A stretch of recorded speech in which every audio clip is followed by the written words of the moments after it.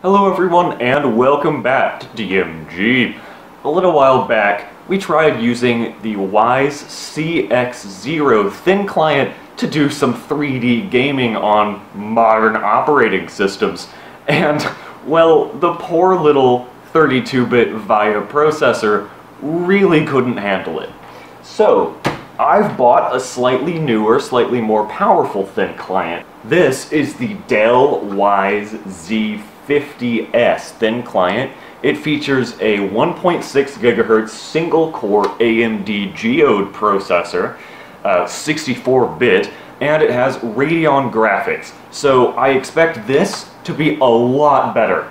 So, before we actually use it, I'll go ahead and pop the lid off. I was pretty surprised to see that this actually used full, desktop RAM. I expected it to use laptop SODIMM memory, but no, it just uses full-size DDR3 DIMMs. So I've installed 4 GB here, and I've also installed a 64 GB SSD to hold our games. This can just take a standard SATA SSD if you remove the case, because most SSDs nowadays, especially the small capacity ones, don't take up the full 2.5-inch size. So if you remove the plastic case, they'll fit in a tiny little thin client like this. The cooler here actually has a heat pipe and a bunch of fins, which is a lot more than the Wyse CX0 had for its VIA CPU. So obviously, this is more of a just tiny computer. This is the lowest in configuration with its single-core 1.6 GHz processor. I believe you could get these with up to a quad-core, but this one was about $20, so barely a price increase at all over the previous one. Let's look at I/O really quickly. We've got DVI, DisplayPort, 2 USB 2, 2 USB 3, gigabit LAN, and 19-volt power. And on the front, we've got power button, indicator LED, headphone mic, and 2 more USB 2. So it's actually quite well featured in I/O. But that said, let's go ahead and plug it in and see how it performs. The Z50S is still pretty small compared to, say, a tower or small form factor computer, but it's about twice as large as the CX0 from last video on thin clients. It will run off a Toshiba or Fujitsu or etc. laptop charger. It's a pretty standard 19-volt charger that a couple different laptop brands tend to use. So we're going to go ahead and plug it in, and this one, unlike the VIA CPU thin client, it actually works with my capture card. So that means I can get direct footage straight from it, so that'll make filming this video a lot easier, and it'll make it better to watch for you. So let's go. Before we do anything else, it would be a good idea to go in the BIOS and change the video memory options. So here in the BIOS, we see that we have a AMD GT52R processor at 1.5 GHz. And we have 4 GB of 1600 MHz DDR3.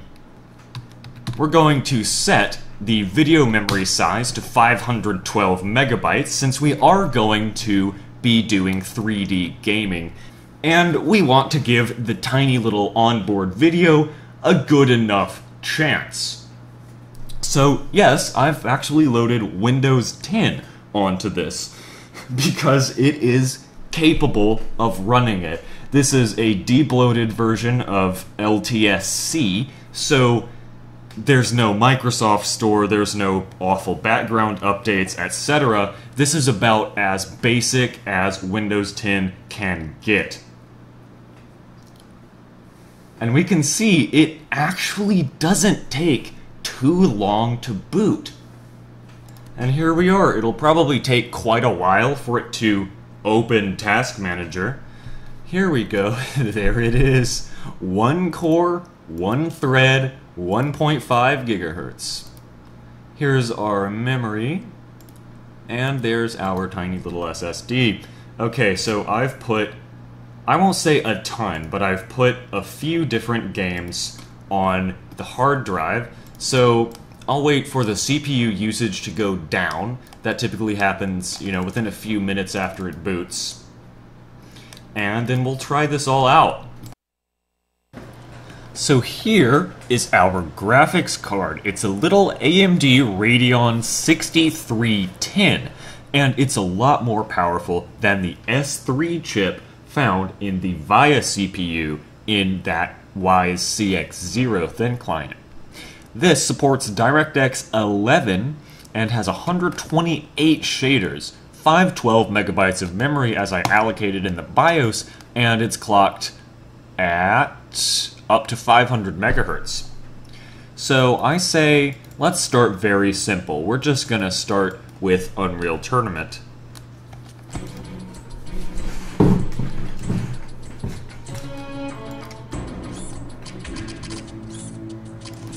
I doubt that it will have any issues running this game. We'll set it all the way up to 1680 by 1050. Here we go. So I doubt that it'll have any issue with running this game. It's very old. First blood. So there's a little lag. It's not perfect, but it runs it pretty damn well, honestly.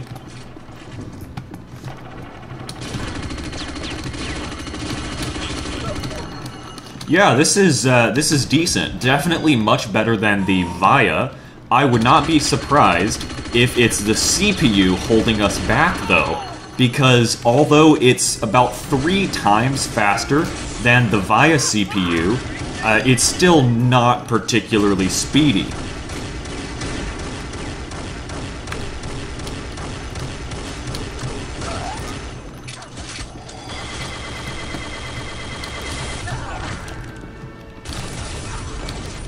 Especially when there are, like, explosions, particle effects, etc., it doesn't seem to run that well. So let's head back to our desktop, and oh yeah, the CPU is our bottleneck. Our GPU, our GPU load is not monitored correctly. That's what it is. So if I just close Task Manager, that'll give us a tiny bit more CPU resources, because just having that Task Manager graph open takes about 10% of the CPU.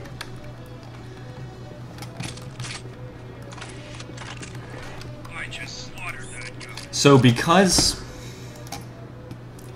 the CPU seems to be the bottleneck, I can safely go and set it up to 1920 by 1080. So we'll see how it handles at the native resolution of the monitor here.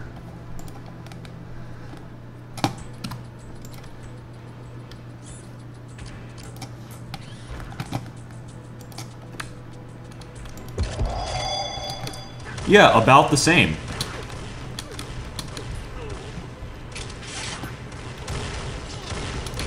First blood. Double kill.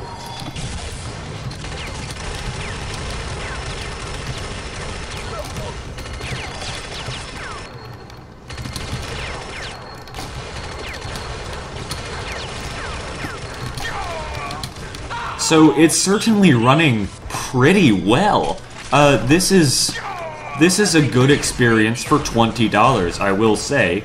And on Windows 7 especially, you'd get less GPU and CPU, especially overhead. So I feel like Windows 7 might actually be preferable on this system. I just put Windows 10 on it to demonstrate that it in fact was possible to run Windows 10 on a single-core 1.5 gigahertz AMD Geode processor, because, I don't know, it just seems pretty cool. Let's go up here. I'll go ahead and try another map. See how that differs. So it runs it about as well as a good Core 2 Duo laptop would.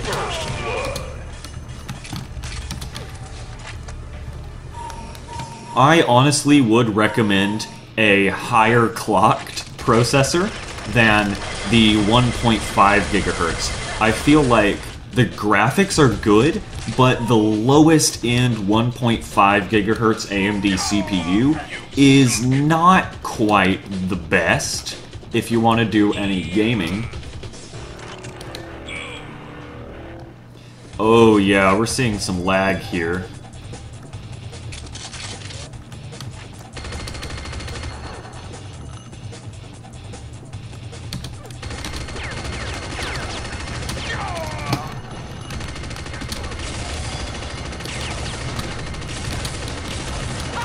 There we go. Yeah, it doesn't run the best.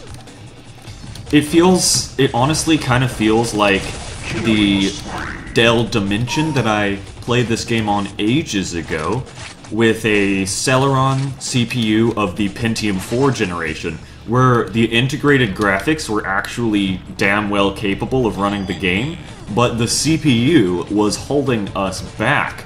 So it runs Unreal Tournament 99 better than the VIA, but not quite a better experience than you get on like a Core 2 Duo laptop, that sort of thing. We're gonna try my little FPS game that I made ages ago. This has been, well, it used to be part of my benchmark suite. It no longer is. But here we go. Oh, okay, I asked you for full screen, but that works too. So I have a feeling CPU will be the limitation here, as it will be with every game. Oh. Oh, no, that runs alright. This is actually running pretty well. So, this is a relatively light Unity game. There's not much here. It's relatively well optimized. So,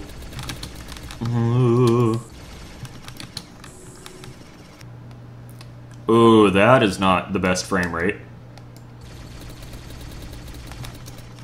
We can see that our temperatures are pretty good, despite it being passively cooled, and also despite the fact that I've never repasted it and don't plan on doing so, because, well, it runs just fine.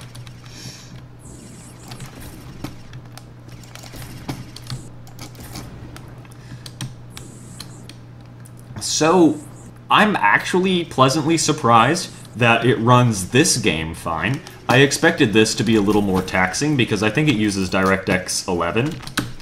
Can't be sure, maybe it's DirectX 10, but it's certainly a DirectX game. Actually, you know what I can do? I can turn on a frame rate counter so we can actually get a measure of our frame rate. So it looks like we're getting 20s or so.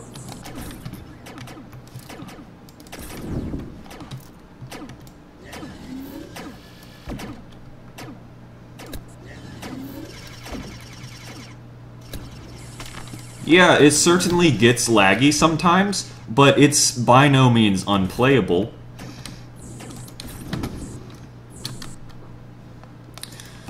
Yeah, that's pleasantly surprising. So I think we can head on to our next game, that being Grand Theft Auto the Third.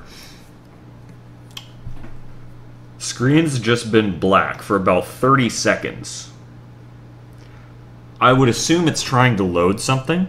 So I'll leave for a little bit, come back, see if it's done anything. Okay, so this has not made the computer happy. I have a feeling that something has gone very wrong here. So we'll just sign out, sign back in, and hope that it works. My guess is that the game tried to set the screen resolution to something that the GPU didn't like. So we're gonna step it up to San Andreas and hope that it doesn't try to set the resolution to like 1:2.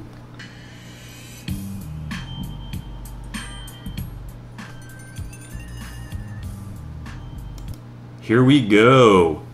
Yeah, I set it to 1280 by 800. Alright. It's time to go home. Already, the intro cutscene that is not pre-rendered is running a lot better. Oh look, we have actually not a slideshow. So the VIA CPU and its S3 graphics ran this game very poorly. This is still not great, but it's at least better.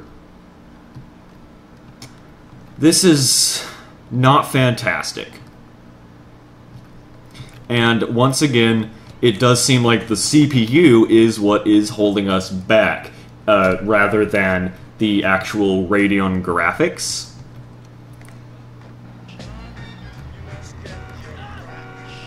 Oops. We'll just drive around a bit, see how it handles loading in more of the level. Or not level, map, excuse me. Yeah, not well is the answer. So definitely we're still limited by the CPU on this thin client, unfortunately. Oh, nice, nice appearing grass there.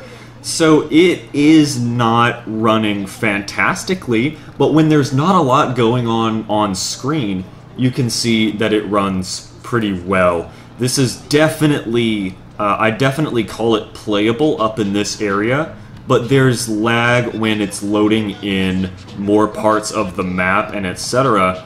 Generally though, it tends to run alright. That was pretty damn cool.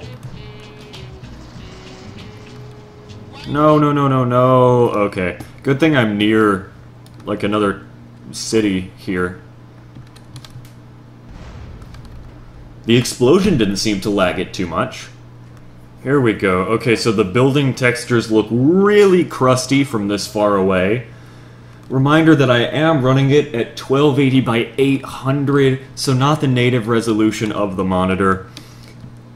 This is probably what like a lower clocked Pentium 4 could have done when this game came out. So it's honestly not the most impressive, but if you really only have like $20 and you could either get one of these or like a computer that is on fire, I feel like the thin client might be a slightly better choice.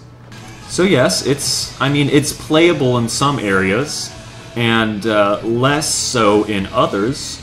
Much better than the VIA CPU and S3 graphics in the Wise CX0 though. As I've said, this is so much more usable. Damn, didn't even get an insane stunt bonus for that? Wow, this game is a scam. I love how the wheels of the cars are appearing first. So as I'm driving the wrong way, I just see wheels showing up. Oh hey, let's start a fight with the police. Oh good, I hope there will be an awesome chain reaction here. This is my favorite part about San Andreas. You set off one explosion and you just get more. Okay. Yes! Yes! Please explode. Hold up. I dented this lady's bumper when I got hit by her car. CJ is made out of, like, concrete. Jeez. So this is definitely playable. You can definitely have fun just screwing around.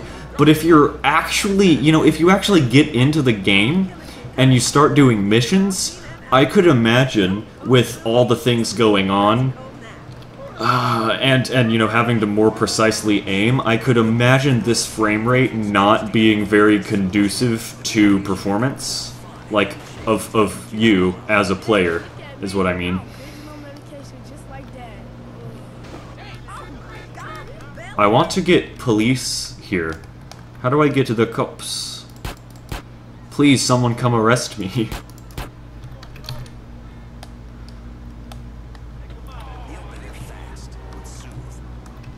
What were you trying to do? Well, I was going to say I want police here so I can start a shootout and see, you know, how it performs doing that, but evidently not too well. What are you doing? Brother, get out of here.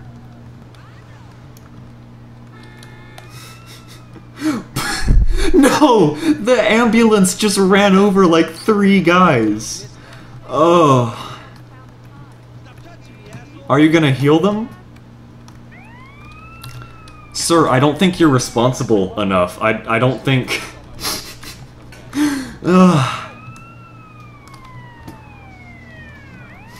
There we go. Okay.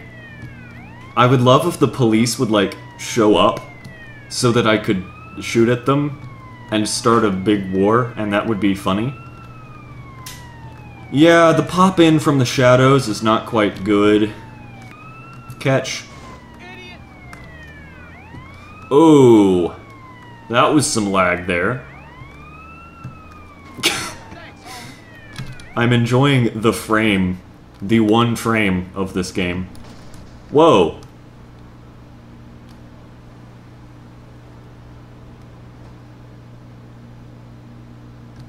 Okay. Is this guy just determined to run into everyone? Good lord. Nope, there he goes. Goodbye. Okay, so clearly it runs San Andreas acceptably, but not exceptionally. So let's move on now to Vice City. Yes. Might as well push it all the way to 1920 by 1080. We'll want to turn the draw distance down. And... yes. Okay. Oh, this is actually a lot better than San Andreas. This is 1920 by 1080.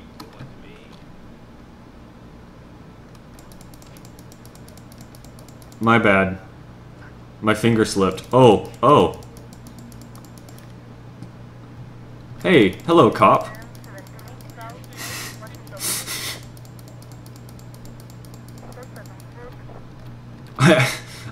I don't know how the officer died. It was such a mystery. How tragic. Okay. I'm sorry, I'm gonna need to borrow that. Stop. No, no, no, no, no, no, no. No, no, no. Okay, here we go. This is running great, actually. So, this is 1920 by 1080. Oops.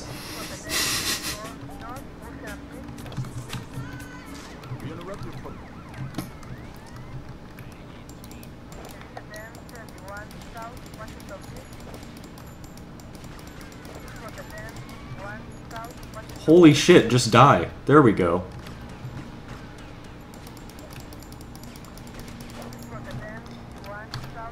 I'm gonna die within the first, like, 5 seconds of this game.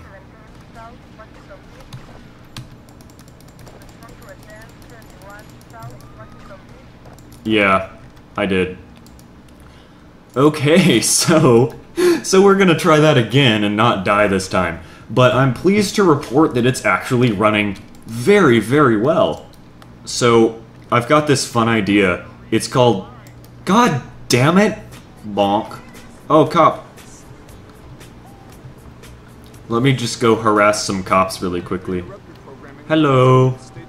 Bonk. Oh no. Thought I was going in the water there.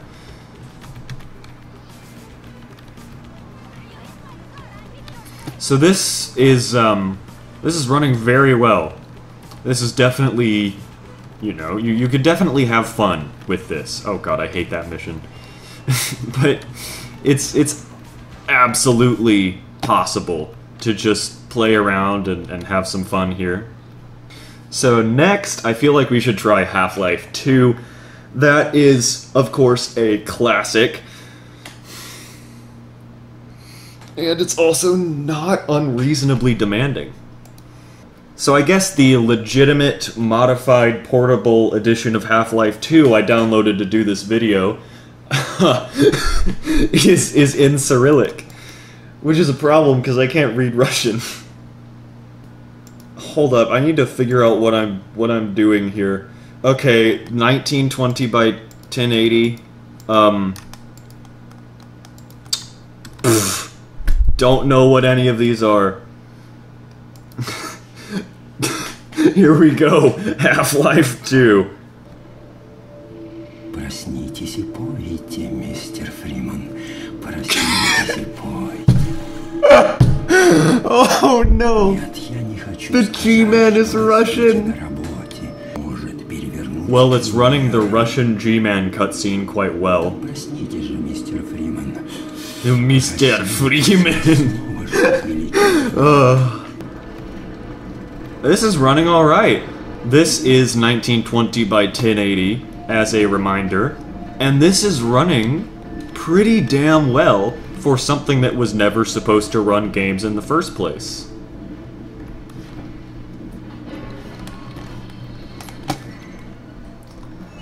So Vice City and Half-Life 2, it seems, have been our best running games so far. Okay, so everything's in Russian. Что решил разместить свое правительство здесь, в цитадели, столь представленной нашими поколениями. Я горжусь тем, что называю Сити-17 своим домом.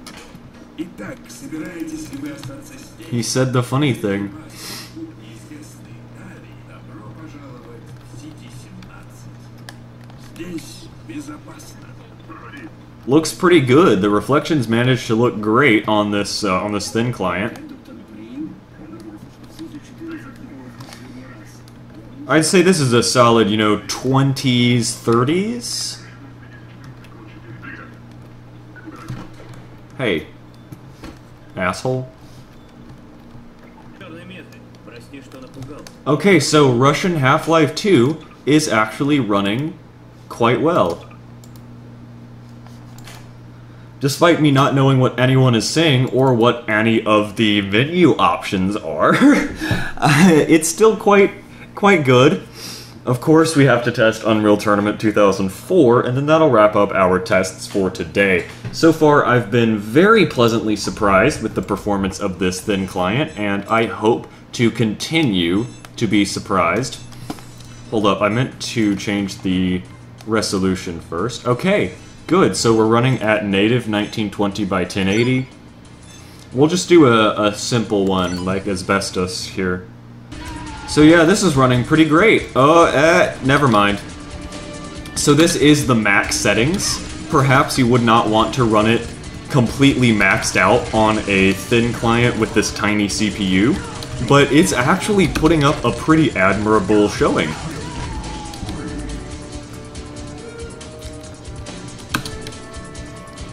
Of course, using locally run bots does put a heavier load on the CPU, and I have like 10 bots in this map right now that this CPU is thinking about, so it's holding up quite well, all things considered.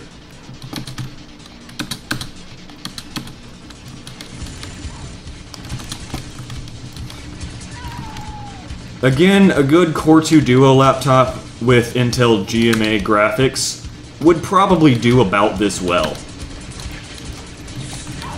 But if this is your only option, you want to play some old games, maybe at like 1024 by 768, this would absolutely be a good thin client to buy if that's your purpose. And a reminder that this system is completely silent. I cannot hear it at all. I just heard a fan ramp up, and I'm like, huh, what is that? It's actually the CPU fan in my workstation that I use for recording, and that's across the room. So, this system is very silent, of course, and it's running better than I would have expected. The GPU is obviously not the bottleneck here, because it's running Ice Tomb just fine. Ice Tomb is the notoriously demanding map because all of these walls have reflections that the GPU has to think about. Again, I'm running this 1920 by 1080, absolute max settings, and I'd say it's doing just fine. In fact, much better than I could have expected. Sorry, Pikachu. There will be no new Pokemon shows or episodes. Pikachu is dead. Why am I actually doing okay? Well, probably because I set the bot difficulty lower because I'm less good at games when I'm talking. But shh, don't tell anyone. This is fantastic! So I'm absolutely impressed with what this tiny little thin client is capable of. I did not expect it to run games this well. GTA San Andreas was a little funky. It didn't run...